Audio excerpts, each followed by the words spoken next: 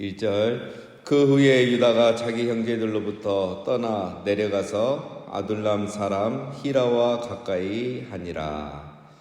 자, 이제 요셉의 이야기가 잠시 멈추고 유다의 이야기가 나옵니다. 이 말은 이제 요셉이 애굽에 팔려가고 오랜 시간들이 지났음을 보여주고 있죠. 자, 유다가 가족들을 떠납니다. 집을 나가는 거죠. 유다가 왜 갑자기 집을 나갔을까? 오늘 1절 말씀에 보면 그 후에라는 말 있죠. 그 후에라는 말이 이제 하나의 단서가 됩니다. 일단 시간이 많이 흘렀다는 것이고 그 시간이 흐르는 동안 유다가 심적으로 굉장히 괴로워하고 있었다는 거죠. 어제 이제 우리가 37장 33절 이후에 보면은 요셉을 잃고 나서 야곱이 굉장히 괴로워했습니다. 너무 슬퍼하고 자녀들이 무슨 말로 위로해도 위로받지 않고 나도 내 아들을 따라 서울로 내려가겠다. 아들을 따라 죽겠다. 이렇게 말할 정도로 슬퍼했죠. 이 사건의 직접적인 마지막에 이렇게 개입한 사람이 유다죠. 유다가 요셉을 팔자고 한 거예요. 그래서 요셉이 지금 살아있고 자기 때문에 팔려갔는데 슬퍼한 아버지의 모습을 보면서 괴로웠던 겁니다. 이 일로 마음이 좋지 않으니까 이제 유다가 집을 떠난 거죠. 집을 떠나서 어디로 갔겠습니까? 아둘람 사람 히라와 가까이 하니라. 이 아둘람이라는 것은 베들레헴 남서쪽입니다. 지금 헤브론에서 올라가면 이제 북서쪽이죠. 다윗이 사울을 피해서 아둘람 굴에 피한 적이 있었죠. 그 아둘람입니다. 자, 여기에 가면 이제 가나안 사람 말고 친구할 사람 누가 있겠습니까? 다 자기 가족 외에는 가나안 족속인데 집을 나간 것 자체가 잘못입니다. 그래서 집을 나가고 신앙을 떠나니까 친구할 사람이 없는 거죠. 그래서 가나안 사람, 아둘람 사람 히라와 이제 이렇게 가까이 지내죠. 자, 신앙생활이란 무엇이나 이제 친구가 누구냐가 중요하죠. 2절에 보면 유다가 거기서 가나안 사람 수아라는 자의 딸을 보고 그를 데리고 동침하니. 가나안 사람의 친구로 사귀니까 결혼도 이제 가나안 사람하고 하게 되는 거죠. 아둘람에서 가나안 사람 수아라는 사람의 딸과 결혼합니다. 이름도 나오지 않죠. 가나안 족속이기 때문에. 자, 그런데 이 2절 말씀에 보면 결혼이란 단어가 없습니다. 그죠? 동사가 3개가 나오죠. 수아라는 자의 딸을 보고 그를 데리고 가서 동침하니라. 이 동사 3개만 나오고 있는 겁니다. 자, 이게 무엇을 말하고 있습니까?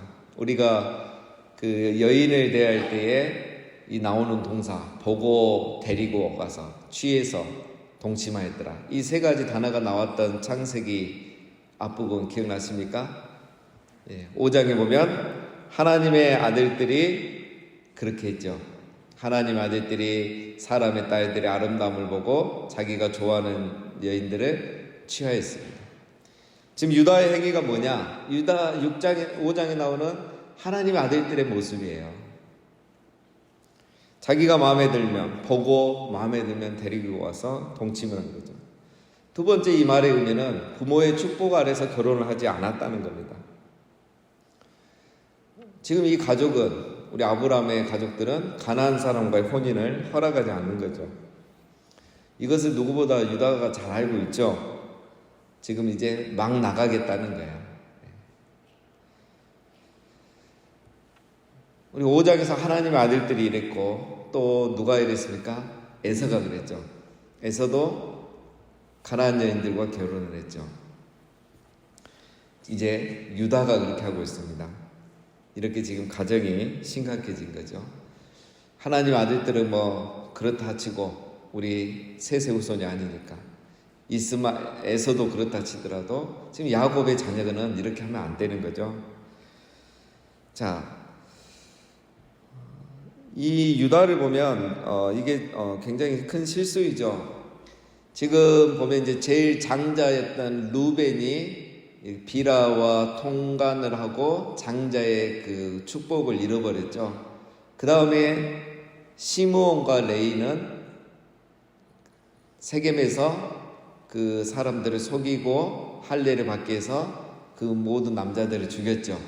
그러면서 그 다음 장자들의 축복을 잃어버려요. 이제 유다입니다. 유다는 지금까지 큰 의미 없었어요.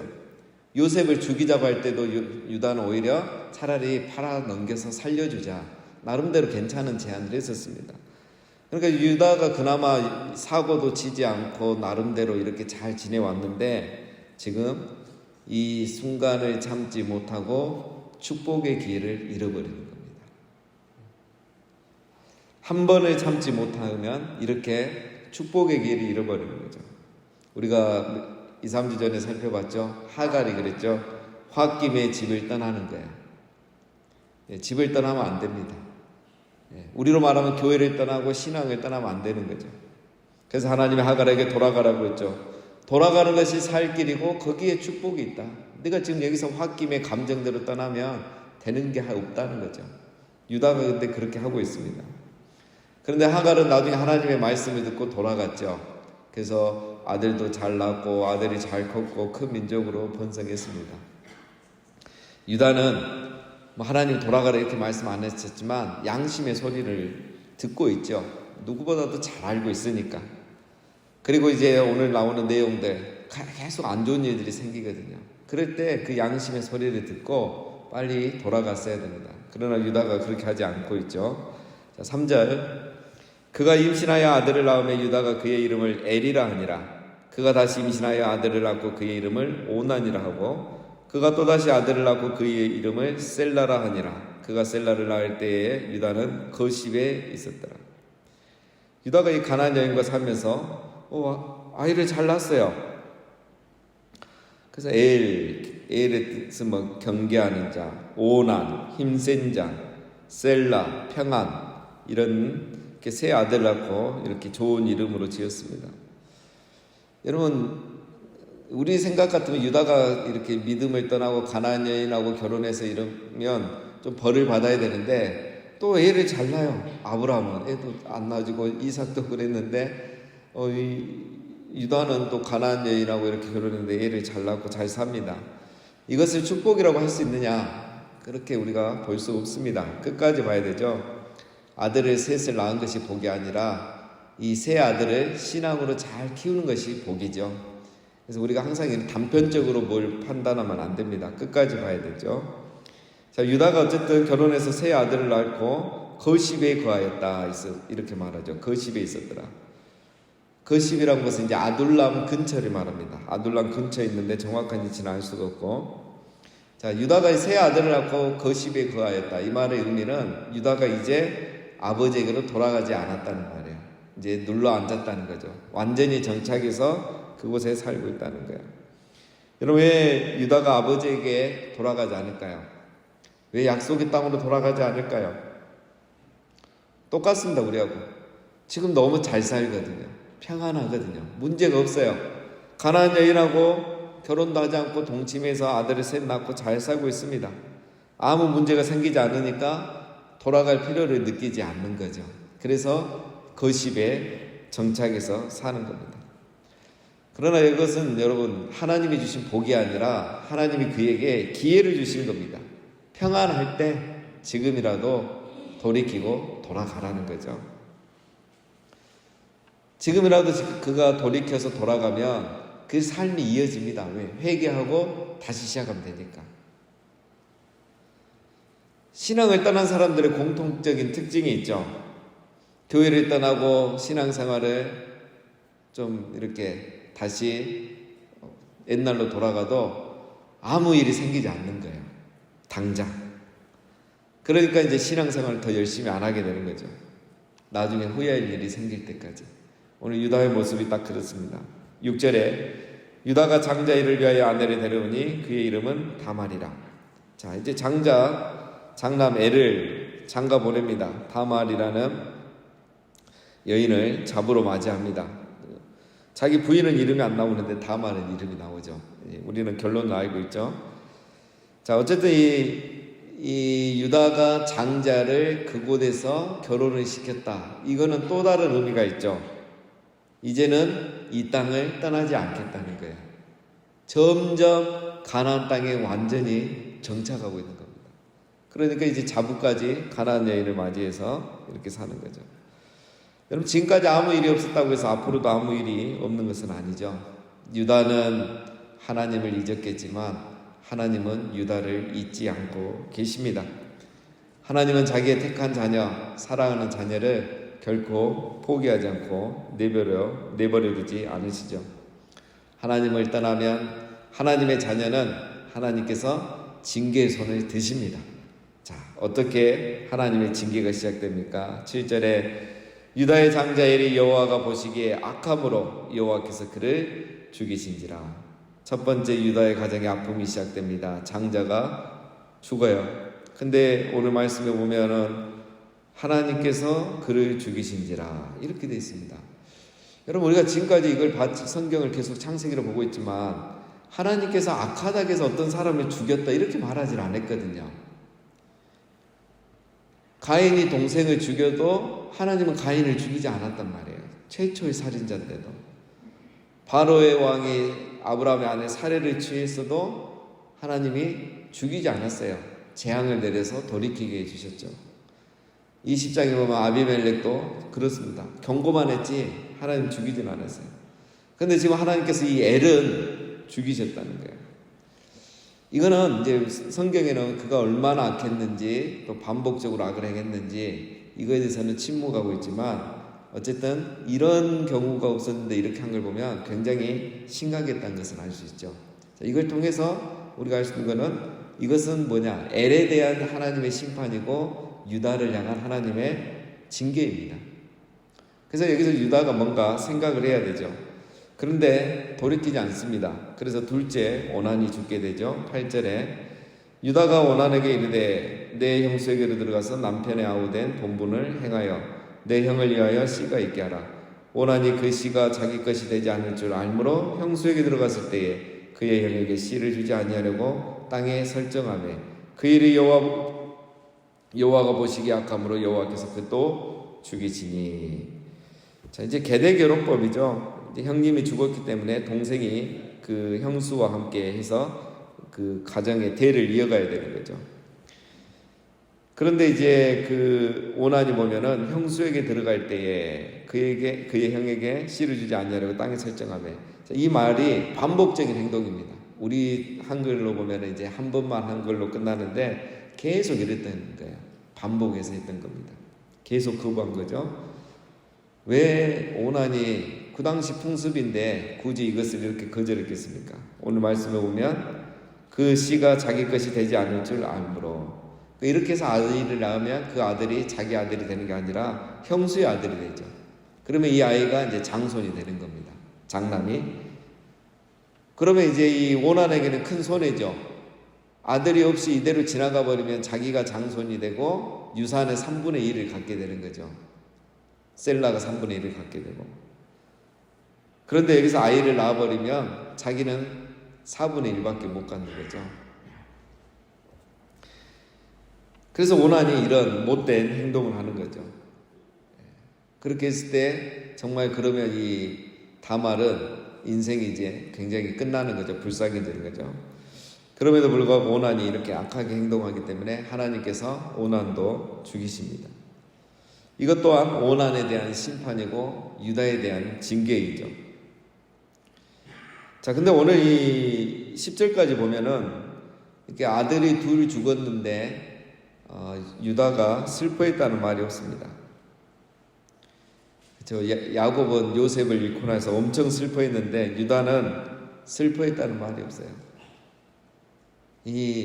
그래서 둘째를 바로 형수에게 보내고, 둘째도 이제 이렇게 죽으니까 여기서라도 슬퍼하고 뭔가 돌이켜야 되는데 그렇게 하지 않습니다. 유다가 이제 영적인 감각이 완전히 죽어버리는 거예요. 자, 11절에 유다가 그의 며느리 다말에게 이르되 수절하고 내 아버지 집에 있어 내 아들 셀라가 장성하기를 기다리라니 셀라도 그 형들같이 죽을까 염려함이라. 다말이 가서 그의 아버지 집에 있으니라. 자, 아들 둘이 죽었는데 유다가 깨닫지 못합니다. 영적인 감각과 양심을 다 잃어버리는 거예요. 회개하지 않죠. 깨닫지 못합니다. 그래서 어떻게 합니까? 다말, 자기 며느리를 친정으로 돌려보내요. 말로는 거기서 수절하고 내 아들 셀라가 클 때까지 기다리라 이렇게 말한 거죠. 그러나 이 말의 본심은 뭡니까? 자기 셀라까지 죽으면 안 되는 거예요. 그래서 이 결혼을 취소하는 겁니다. 정확한 의도는 취소하는 거예요. 유다 안에 있는 생각은 뭡니까? 우리 옛날 어른들 그 시대에 있었던 며느리 잘못 봐서 우리 집안에 이런 일이 생긴다고 생각한 거예요. 우리 한국식으로 말하면. 그래서 쫓아버린 거예요. 결혼을 취소시킨 거예요. 셀라는 다른 여인하고 다시 결혼시킬 계획이었던 거죠. 여러분, 이것은 정말 나쁘고 악한 행동입니다. 왜냐? 이렇게 해버리면 다말의 인생은 이제 끝나는 거예요. 그 당시에 여인이 이렇게 해서 끝나면 어떻게 다시 일어설 수 있겠습니까? 그러니까 이제 우리가 나중에 이야기를 하지만 오죽하면 이 다말이 이렇게 변장을 해서 유다를 속여가지고 그렇게 아이를 가지려고 했겠어요. 그거 아니면 살 길이 없는 거예요, 이 여인은. 그런데 이런 걸 다 아는 유다가 아주 냉정하게 다말을 쫓아내죠. 이게 이제 폭력이죠, 하나의. 유다가 이렇게 이제 악한 사람이 된 겁니다. 자기 죄를 깨닫지 못하는 거죠. 자기의 형들은 나쁜 짓을 많이 했죠. 루벤, 시므온, 레위 다 그래도 하나님은 그들을 죽이지 않았습니다.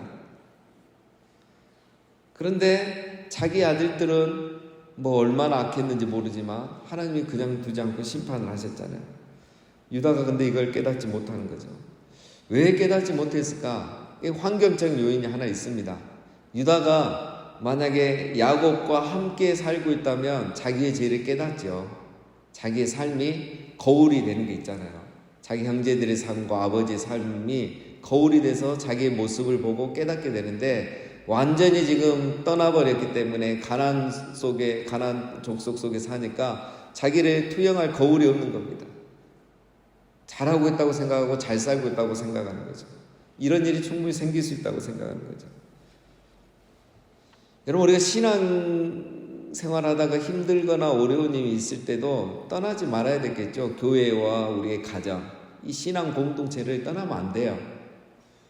요즘은 교회가 이제 큰 교회들이 많으니까 힘든 일이 있어도 그냥 가서 다른 교회 가서 이렇게 예배 드리고 이렇게 할 수 있다고 생각하고 쉽게 떠납니다. 그것도 떠나는 거예요. 왜? 나를 투영하는 거울이 없거든요. 나를 보여줄 게 없어요. 신앙 공동체 안에 있지 않으면 그게 안 되는 거죠.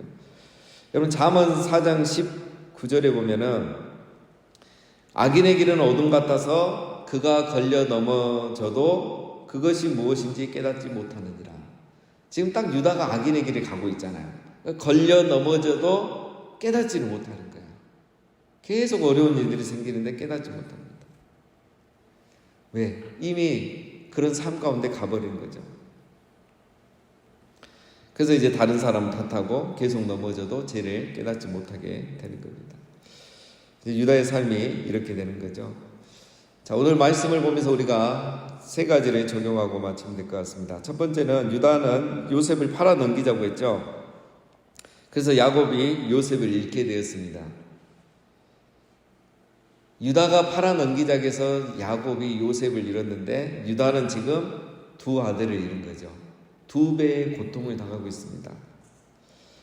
야곱이 이삭이 했던 일을 아들들이 야곱에게 했었죠. 그래서 야곱이 이삭을 속였었는데 아들들이 야곱을 속였죠. 어제 우리가 살펴봤습니다.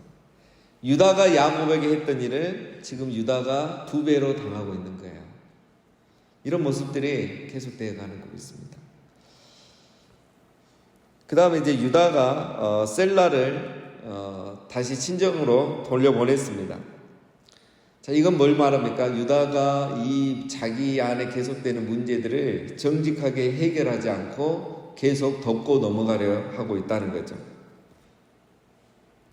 회개하지 않는단 말은 나는 손해보지 않겠다는 말이죠.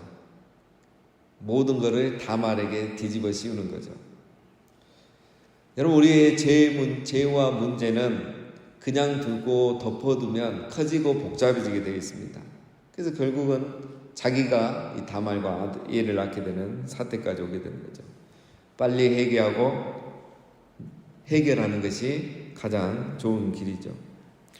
자, 마지막은 오늘 이 38장이 왜 갑자기 요셉 이야기가 나오다가 이렇게 38장이 삽입이 됐느냐. 굉장히 흐름이 이상하죠. 이렇게 통독을 하다 보면. 그러나 이것은 이제 요셉이 팔려간 이후에 오랜 시간이 흘러가고 있다는 것을 보여주고 또 요셉이 잊혀지는 거죠. 우리가 순간. 그러면서 요셉이 팔려나가서 그의 미래를 알 수 없다는 것, 이런 어떤 스토리 면에서 우리에게 주는 교훈이 있고, 더 중요한 것은 요셉과 이 유다를 대조하기 위해서 그러는 겁니다. 요셉은 애굽의 노예로 끌려갔고 이제 우리가 봤을 때 인생이 끝난 것 같죠. 잊혀져 버린 겁니다. 그러나 요셉은 그 악한 상황 가운데서도 하나님을 붙잡고 살았죠. 그래서 결국은 형통하게 됩니다. 그런데 유다는 아버지와 함께 있었으면서도 아버지를 떠나고 하나님을 떠나고 신앙을 떠나서 처음에는 잘 된 것 같았는데 결국은 부끄러운 모습을 보이게 되는 거죠. 여러분, 우리 삶의 모든 것은 끝날 때까지 끝난 것이 아닙니다. 내가 하나님을 붙잡고 내가 하나님을 떠나지 않으면 절대 끝난 것이 아닙니다. 그걸 이제 보여주는 거예요. 요셉이 잊혀졌고 팔려갔지만 끝난 것이 아니었던 거예요. 반대로 지금 잘 나간다고 끝까지 잘 나가는 것이 아니라는 거예요.